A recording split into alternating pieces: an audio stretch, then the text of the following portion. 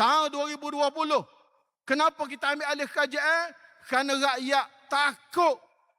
Di antaranya kerana isu tabung haji. Betul tak? Masa tu bunyi begitu begini, bunyi begitu begini, jual aset tu. Jual aset kau bukan Islam. Ada dakwah yang kata lagu tu. Bila kita masuk, Menteri Agama waktu tu Dr. Zul Bakri. Bak tabung haji dia suruh gambar. Mari zaman Ustaz Degil. Jadi Menteri Agama, bak tabung haji dia suruh gambar. Amba tengok lagu mana KJL Pakatan Harapan 1.0 menangani isu tabung haji. Bila dia jumpa satu aset tu katakanlah dulu beli dengan harga mahal. Sebagai contoh satu ladang di Sarawak beli dengan harga 366 juta. Bila dia kata ni pelik ni harga mahal dia kata ni. Ada kawasan tak boleh tanam. Bak kawasan ada batu, kita masuk bukit, masuk hutan ni.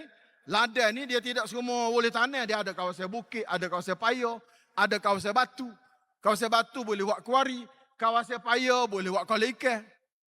Lagu itulah tanah hutan ni. Bila KJL Pakatan Harapan masuk, dia tengok beli dulu harga 360 juta. Mana buat lagu mana? Kita jual. Nak jual banyak mana? Nak jual, dia kata kita jual murah-murah. Jual murah-murah sebanyak mana?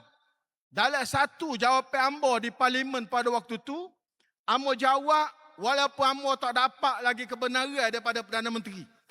Untuk tamatkan, batalkan penjualan itu, tapi Ambo jawab, Ambo bagi gambaran dengan carian yang kita buat, dengan ada maklumat-maklumat dalamnya, bahawa penjualan yang nak dibuat oleh KJL PH tu adalah di bawah harga pasaran. Bayangkan ladang